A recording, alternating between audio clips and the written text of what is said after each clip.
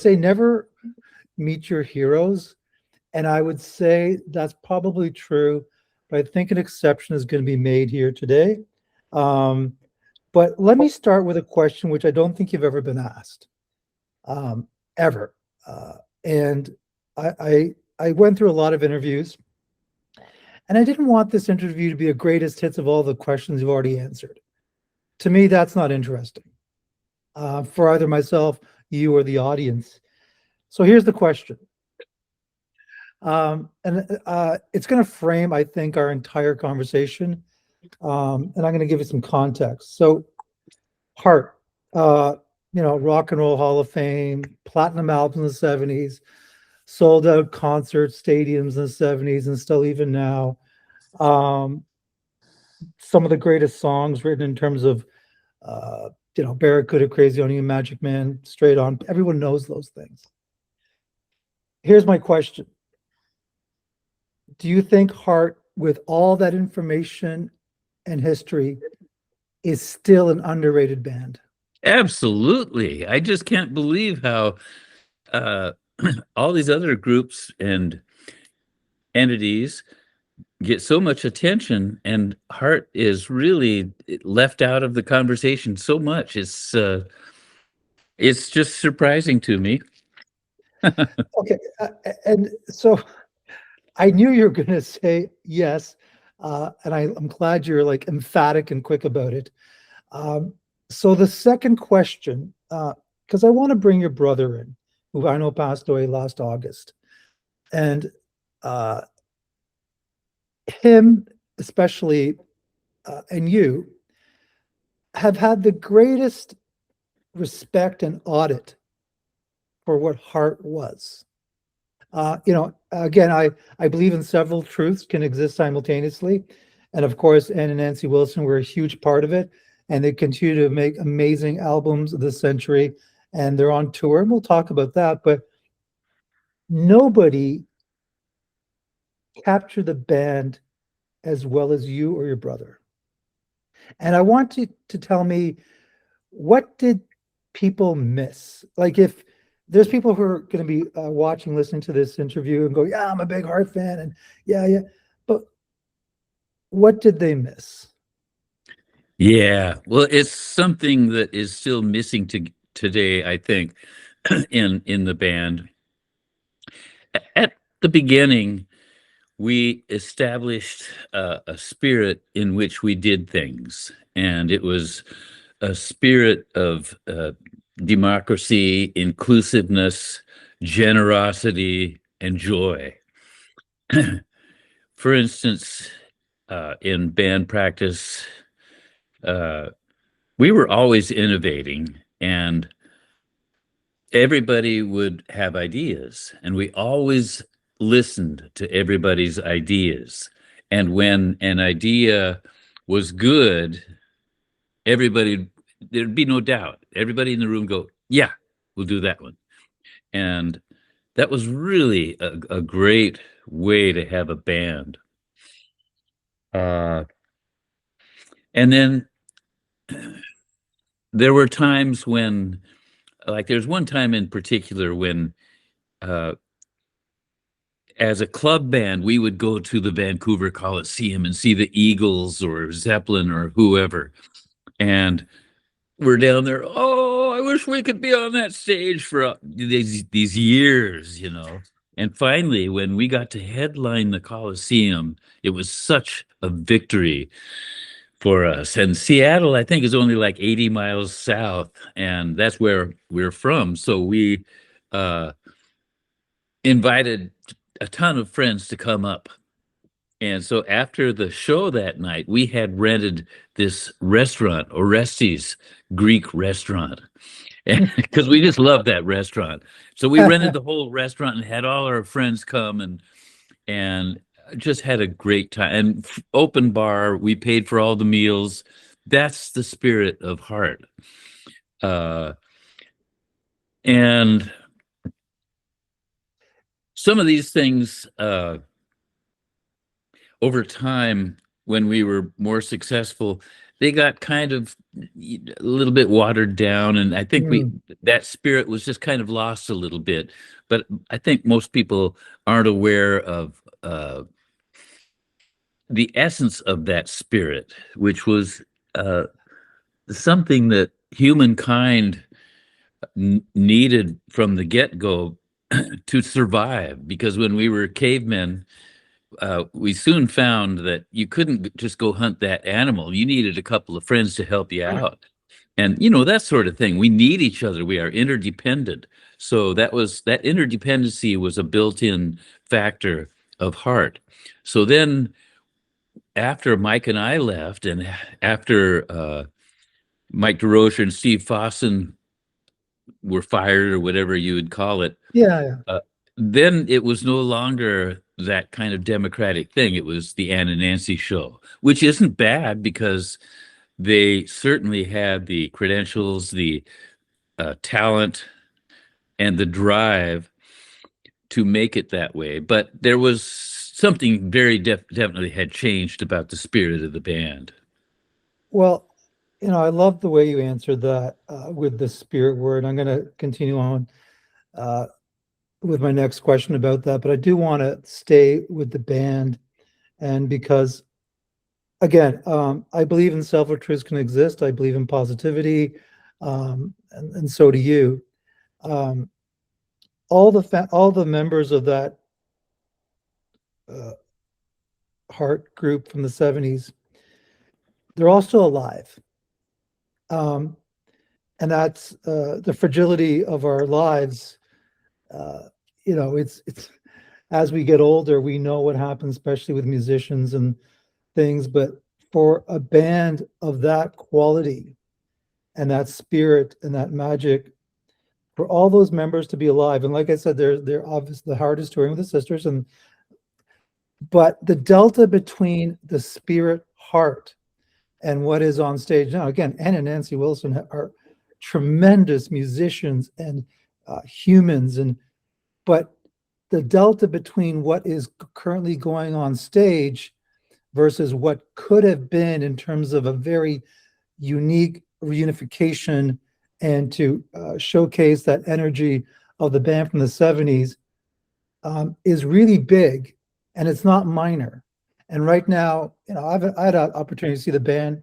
I didn't, only because it feels like it's very jukebox oriented. I'd hear the songs; they'd be all wonderfully played, but the magical interplay between all the musicians and that I kind of see to say the word romance because that's where so much of the music came from is just missing. I totally disagree. I just saw them a few months ago, and some of what you're saying I think is true, but they put together a show. They don't just go out there and play all those songs. There's a show that puts all those songs in a context, and it's a great statement that they make. And then those musicians, uh, those are really great musicians, and they've been working with Ann and Nance in various permutations of groups for quite a few years now, and they have a chemistry that is really alive and well, and does justice to what the feel of the band should be, in my opinion. Yeah, they're all really great musicians. I know if I were out there, I'd probably be getting a few looks of shock from Anne as I forget some part or something.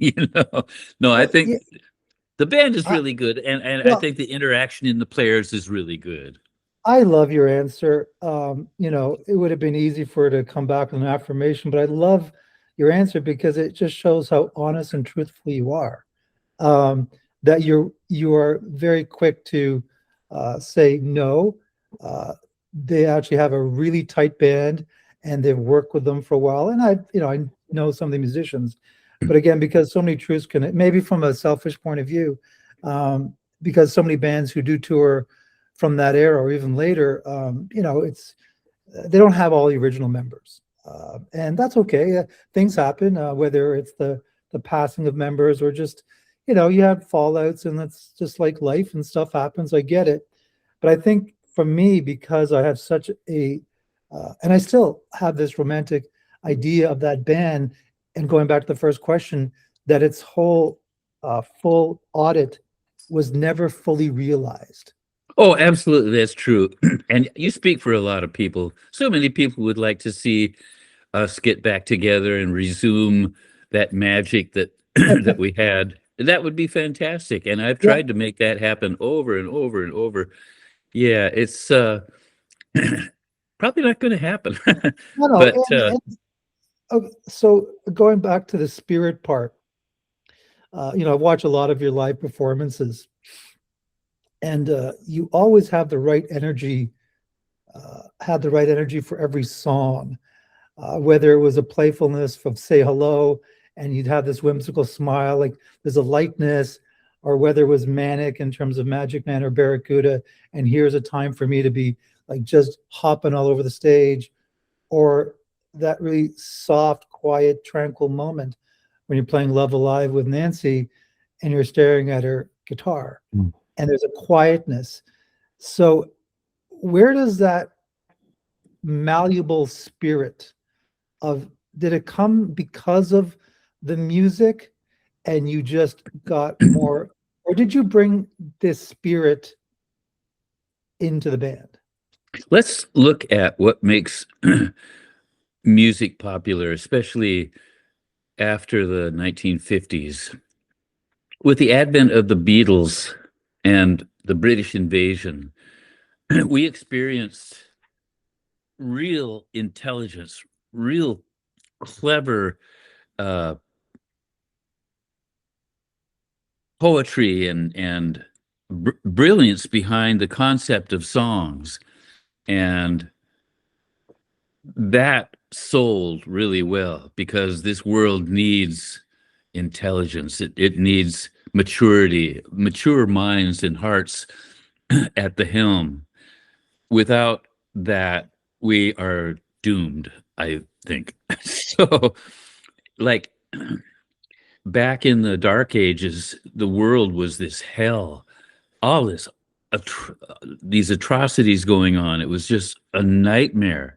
And then people started, Michelangelo and Leonardo da Vinci and so many other great artists started showing this uh, this amazing wisdom and brilliance and talent and drive to bring it to the forefront of awareness, of human awareness. And when that happened, we had the Renaissance. In the 60s, it was a very similar thing because uh, you ain't nothing but a hound dog. It went from hound dog to uh, in my life, I've loved you more, to a real brilliant, mature, compassionate way of addressing the public that was really beneficial to the public. Uh, there was so much to be learned from the Who and from Pink Floyd and from the Beatles. So Anne and Nance, well, we all were deeply moved and influenced by those bands. So to naturally build that into the framework of what Heart was that's just what we did. It was just automatic. And because of reaching deeply for the content that we created and not settling for you ain't you know I mean, I love that song, So do but I. not settling for anything that was okay or good, but really uh, based on daily experiences and personal experiences, touching on the heartbeat of what it is to be human. So it's just a natural reaction to the music we were raised on. Did I answer the question? Yeah, you did. Yeah, I mean, sometimes our answers can have all these sort of, threads and Tangents. tangents, and they don't need to be closed. Um, so, yeah, I want to keep drilling down to the music and to almost seconds of music. So, one of my favorite guitar parts from you, and we don't know why certain things stick to us. We analyze it. And look, I mean, you've done so much amazing guitar work and art. I think the outro for Magazine is one of my favorite things you've Oh done. yeah. It's beautiful. It's haunting. Um, and then even Hello, We're Here with the opening of Magic Man. You know, we take a lot of things for granted, but I'm going to go and on record and say maybe rivaling Good Times, Bad Times, the opening side one of Zeppelin 1. That's one of the greatest unique openings of a band saying, "Here we are." That guitar of Magic Man, which happened to be the first song on the first side. But I'm going to play you a bit. It's actually from 1976, recorded, I think, June 1st at the Shoreline in Washington. It's Sing Child, but this is my favorite version of Sing Child. I don't know if you Okay. remember. So it's this particular thing that you do. Let's hear it. And if there's no answer, like, hey, where'd the inspiration come from doing this, then there's no answer, which is just as fine. So let's hear it. The audience is going to hear it. They're going to hear the live version too. Let's just turn up my stereo a little bit, and so you can hear it. Let's go.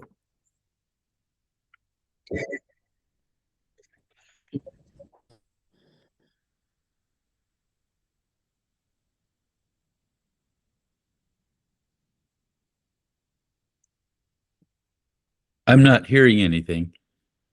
Oh, oh, No. yeah,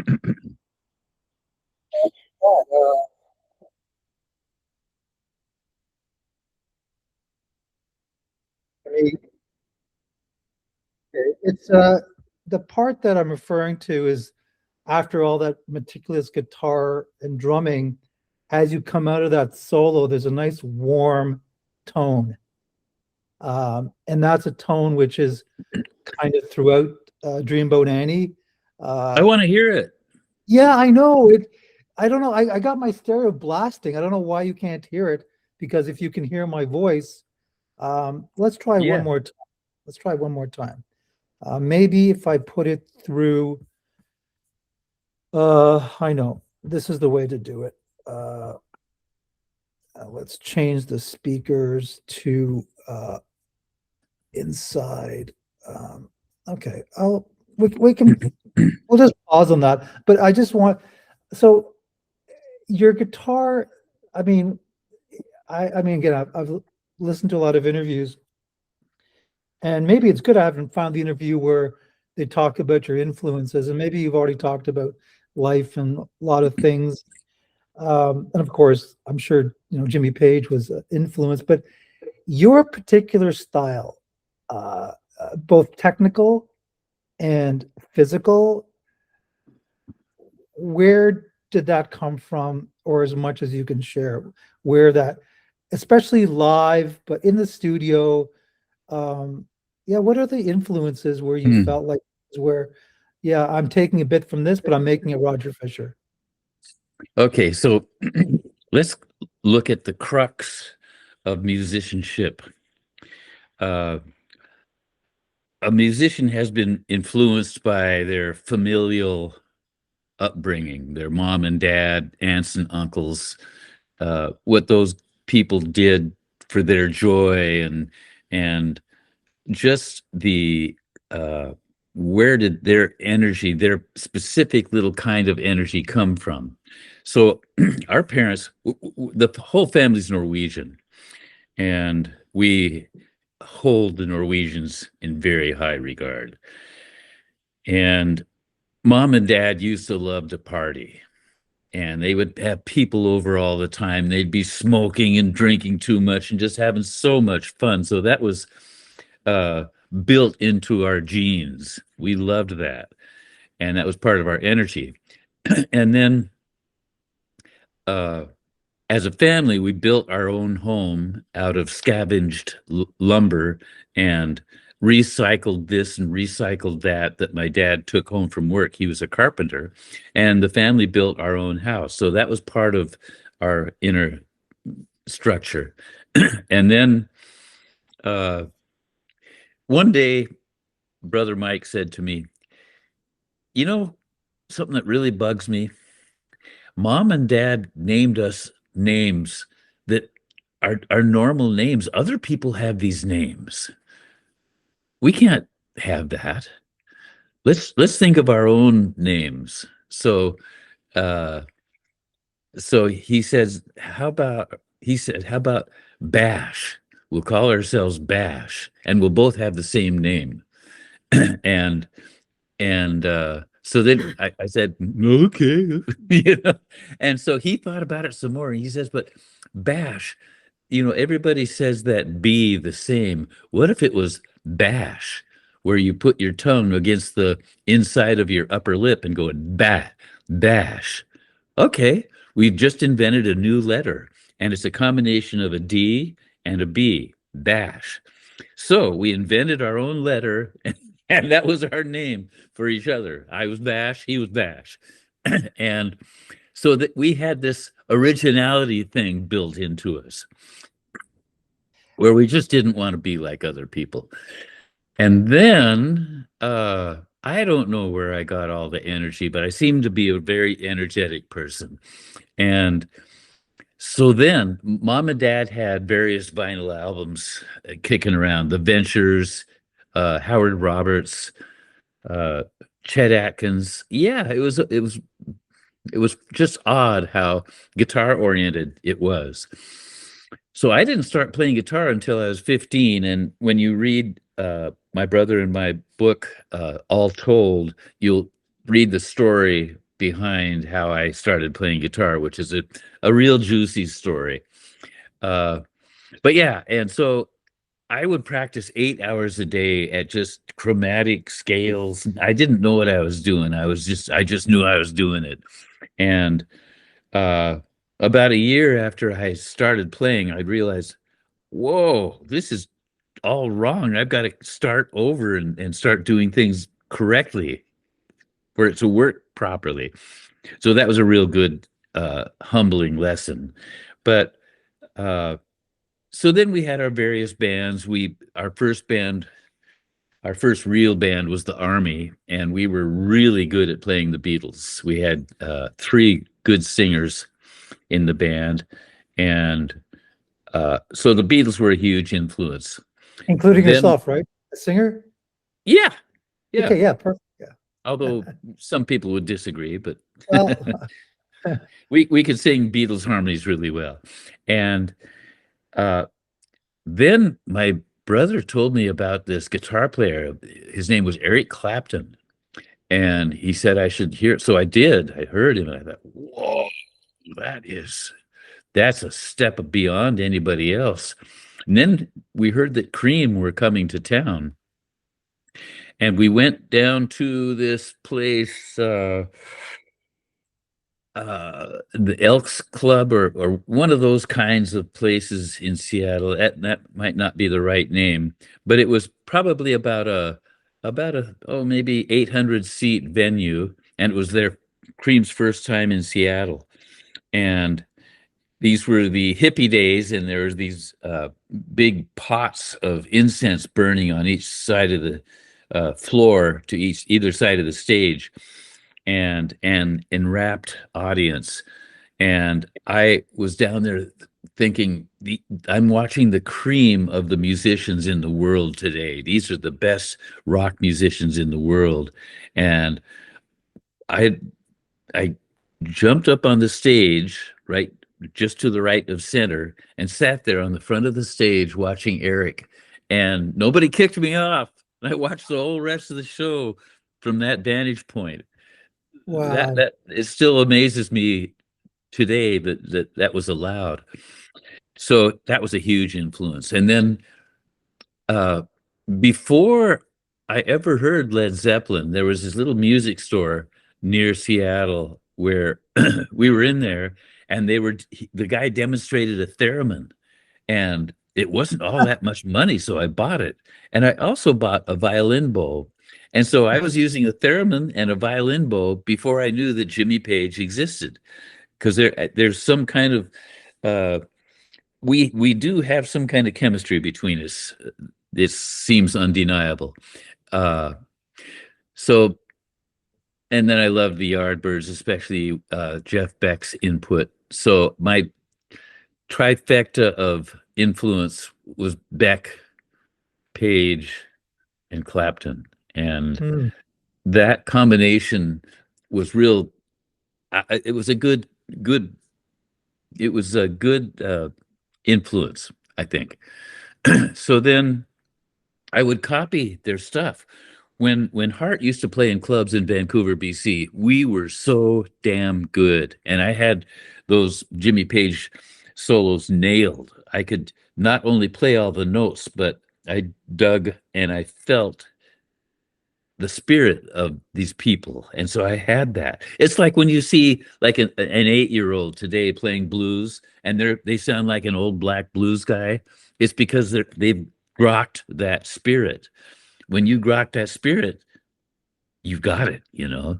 And so then after a while, I thought, well, you know, when we started, especially just when we were thinking about recording Dreamboat Annie, I thought, you know, I can't go out there and sound like those guys. I've got to find my own signature. So I figured out how to do that.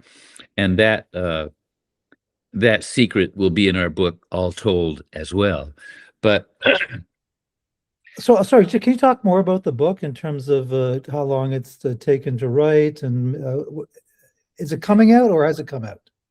well, you know, I think the best art is art that it is the master, and you can't put any deadline on it or anything. It's going to Right. be finished when it's ready to be finished. Got it. So, yeah. So, well, I hope it's going to come out someday, but it's still being written. I think there's a real exciting chapter about to happen here.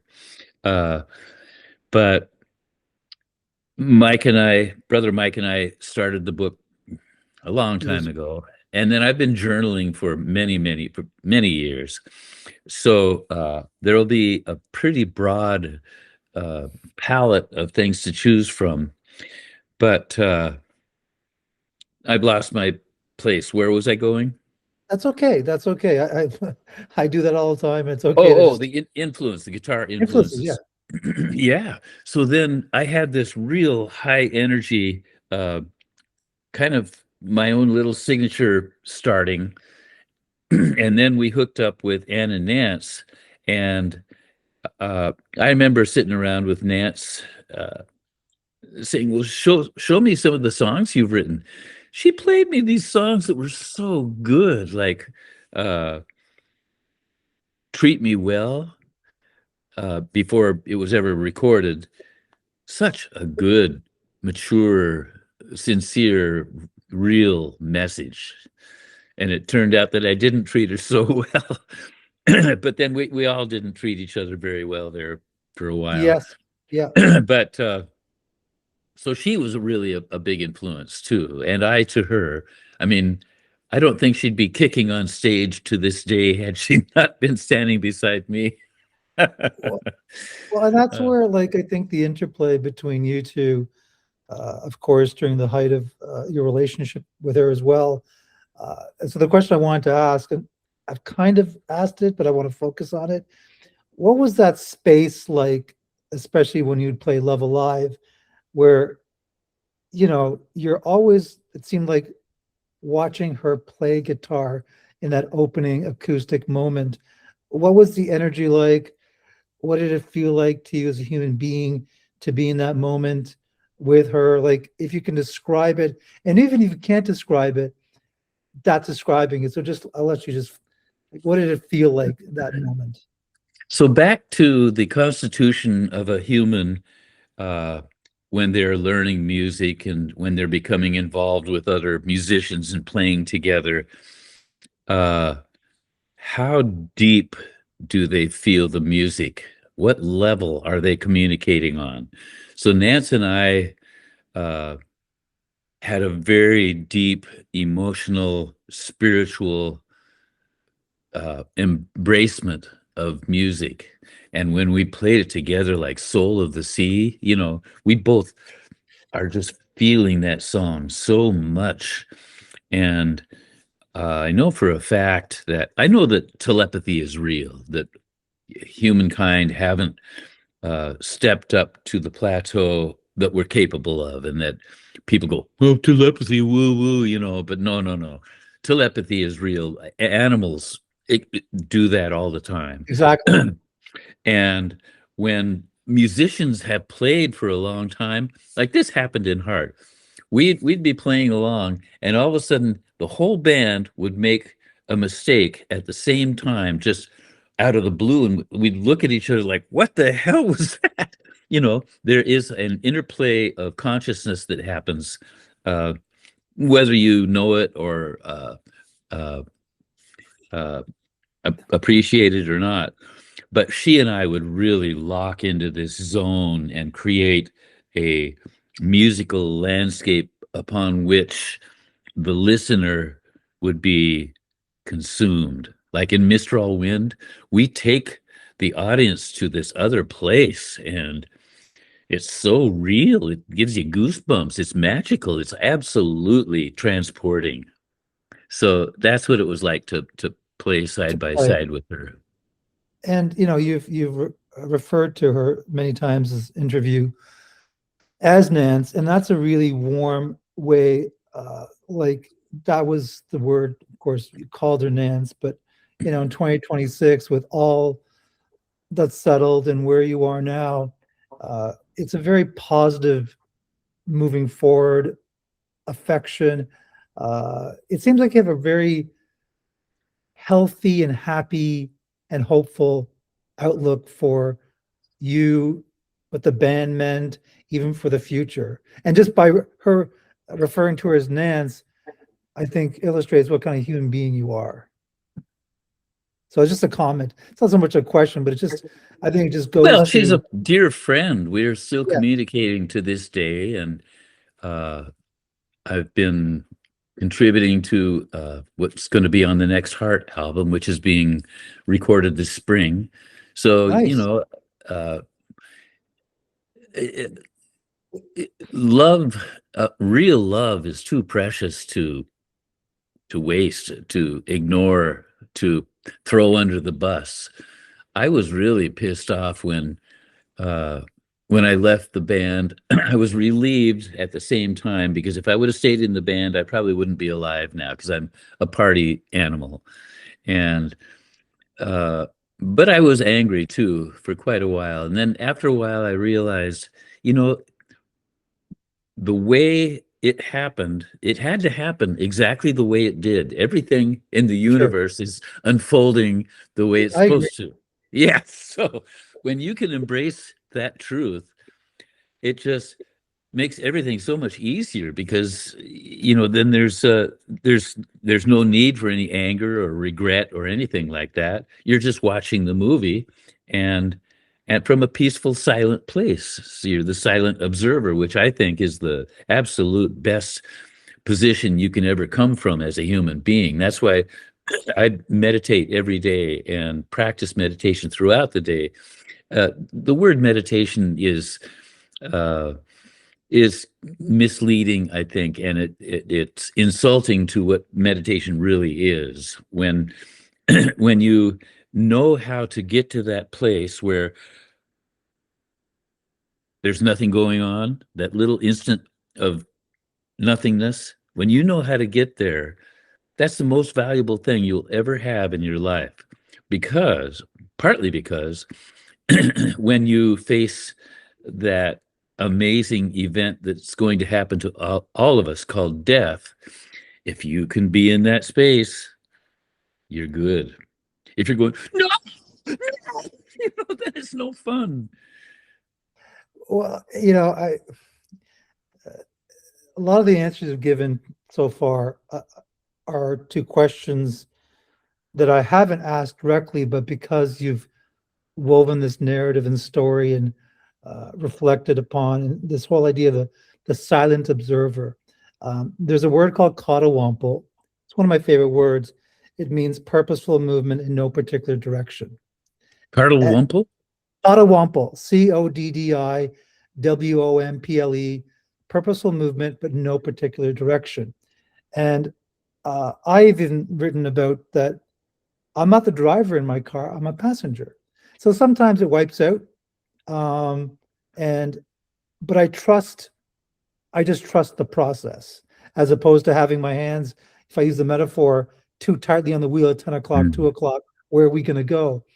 And sure, bad things have happened to me, like as anybody, but because I've taken that position, um, I don't audit it in a way where it's like, oh, it anchors me to some sort of despondence or loathing.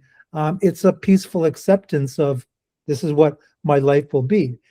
And I think we're healthier for it. I think we're younger for it when we look at life that way.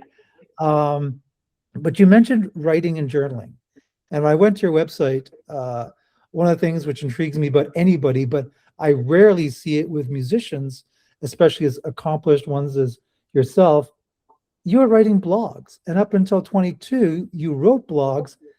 And I want to know, like, okay, of course, there's been a pause, but uh, where does that all come from too? This need to write and to journal, to blog, and if you're going to continue writing blogs in the future.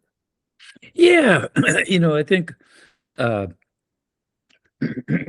each human has their natural uh, gift that they were born with.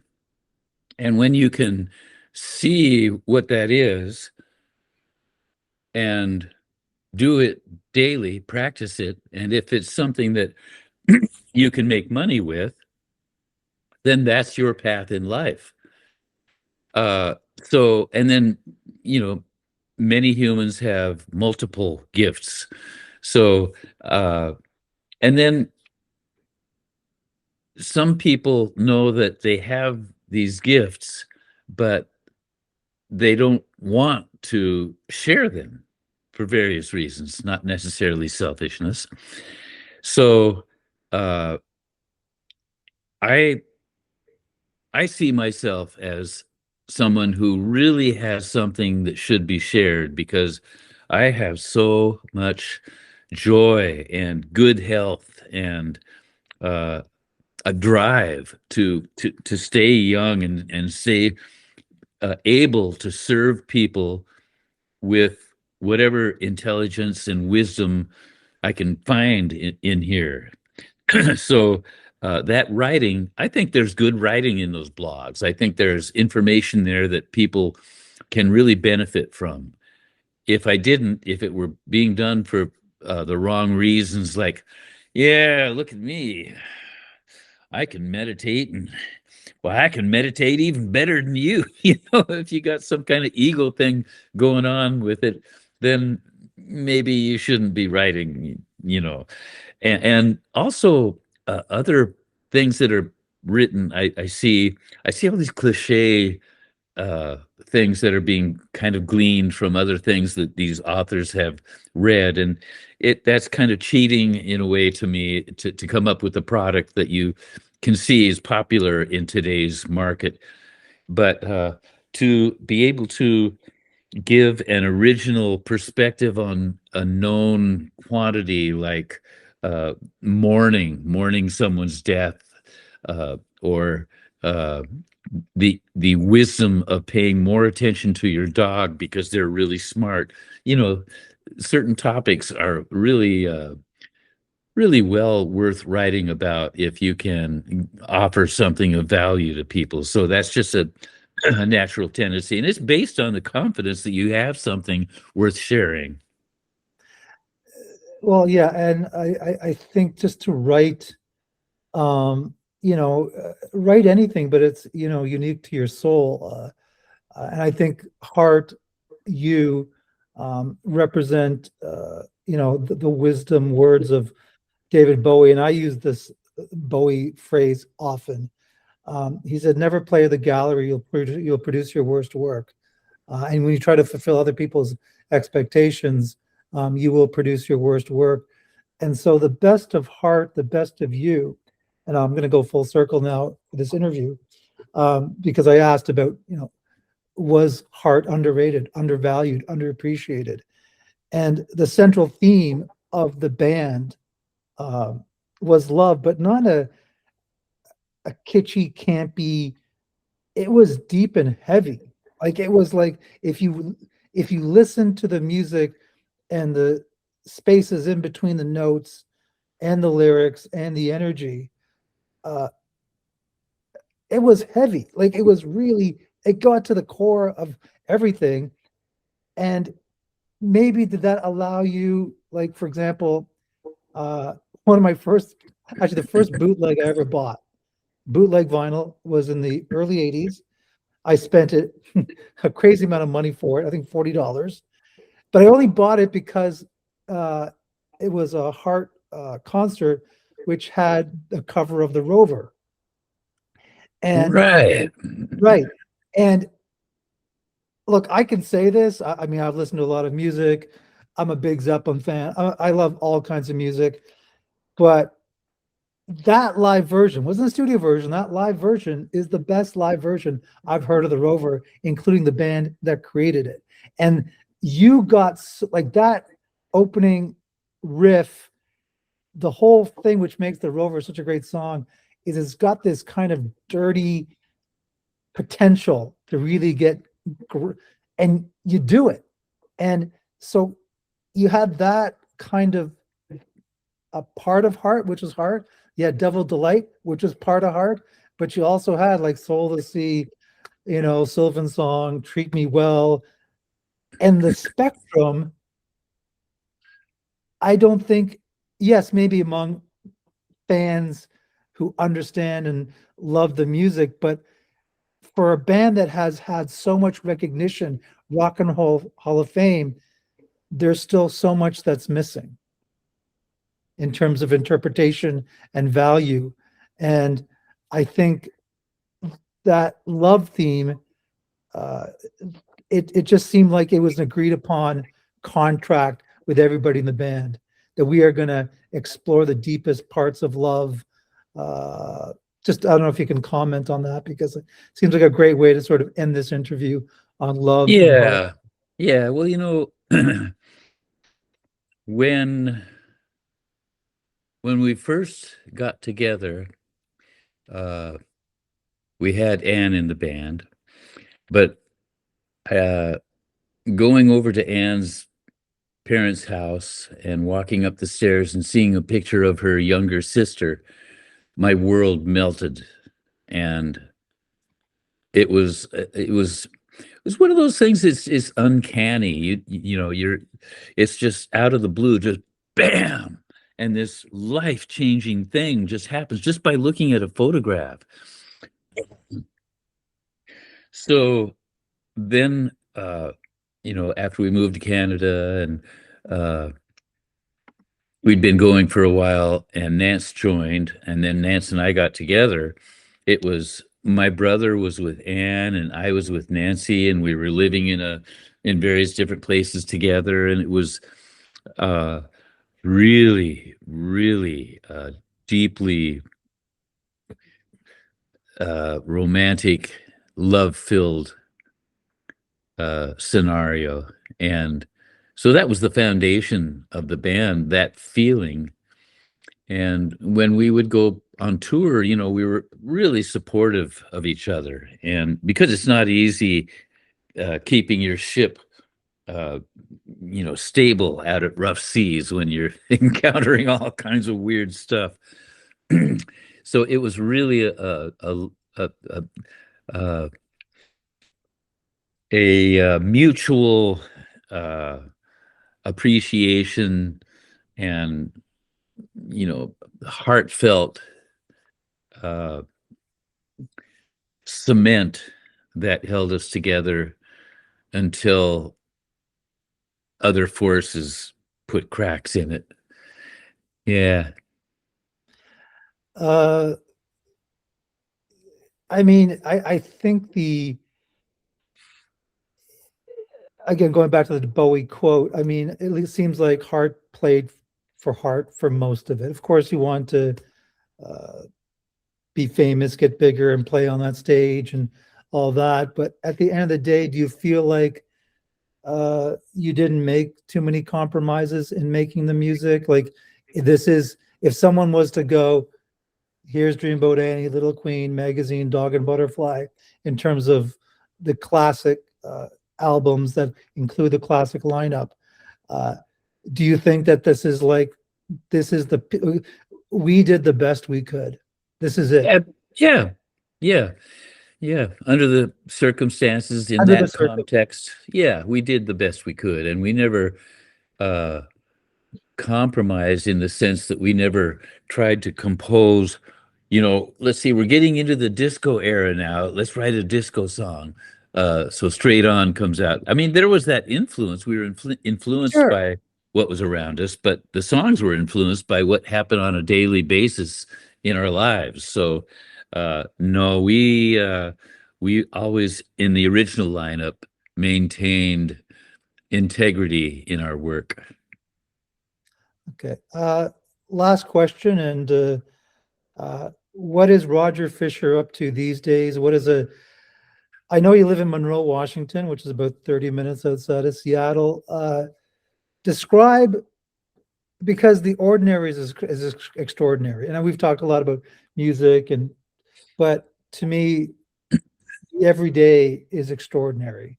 So describe the extraordinary day, which is like Roger Fisher, in terms of where you live. I know you meditate, but just describe for the audience, like, you know, that. Okay. So Roger Fisher's world now is really exciting. Uh, I'm going to show you around a little bit. Please. So, right now the console is under wraps because we're doing construction in the studio. There's the stage there with uh, one of our roadies is asleep on the stage. Can you see everything okay? Yeah, I can. Thank you. Yes. Okay. And so that's the stage. We'll have drums and amps all set up there. And I'm doing a bunch of things acoustically to this room that are going to be, well, experimentative, innovative, and I'm really excited. So Mm. this is all under construction. This room is going to be a shop, but it's also going to be a reverb room with oddly shaped and angled tiles all over the every surface. So it's going to be a really cool reverb room. This is what I call the party room. And Alexa, turn on Bar and Johnny Cakes. So we've had great jam sessions in here.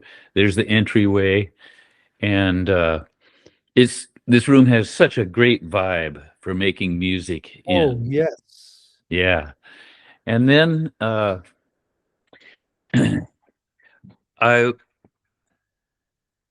am making a context for composing that I think will be real contributory to inspired writing. So I raise koi, and this is the pond we're building for the koi. And yeah, so we're living out in Gold Bar now.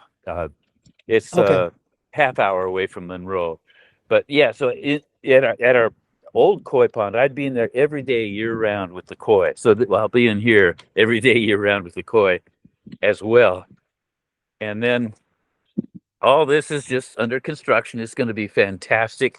We have a really nice garden going in here, and then my koi are all in that kiddie pool over there. And we just got this dirt for the garden and the flowers. That little area there with that cement bench, that's a live performance venue where we'll have, you know, there'll be speakers and lights up on the trees and stuff, and people will be performing from over there. And then for more inspiration, You're on the river.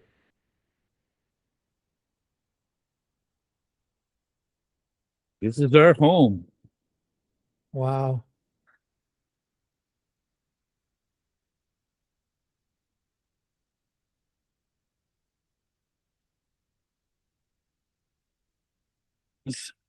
That are working here, they can come out and get in the hot tub and have this view. So it's a pretty inspiring place to be. And so it would be one thing just having that all for yourself, but I've just started a foundation called the Soul Garden Foundation. And it uh, it's a community of mentors and people that are going to help young people that might not have much money or in whatever way are challenged. And so we will give them free recording, uh, give them mentorship with our community, and uh, show them how to record, show them how to write a storyboard and create a music video, show them how to use cameras, and help them create a song that they've written and a music video that they've helped design. And then we have a promotional platform that is using uh, new tactics that haven't been used yet because AI is so new. And the goal is to have people have a real shot at doing something with uh, their talent and their drive. So it's soulgardenmusic.org if you want to go check it out. Yeah. Yeah. Yeah. So that's a real exciting thing for us. Well, and you know what? I'm going to end. I mean, again, everything was impromptu pop up.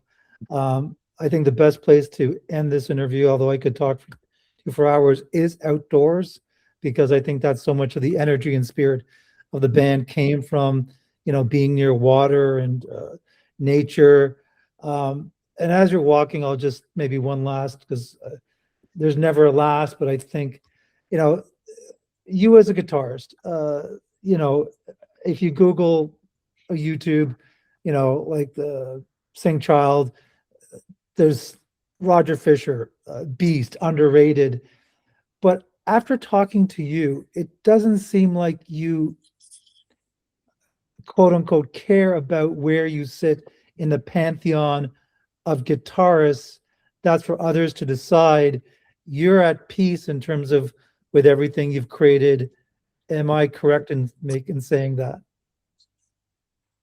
Well, yeah, the key is that I'm amazed that I'm so underrated, but it's okay. I actually uh, I understand and prefer that it be that way because Yeah, I don't want all the attention. hoopla.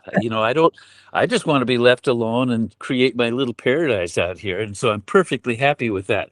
But when I get this studio finished, I'm going to finish a bunch of the work that my brother and I started or polish a lot of what we did.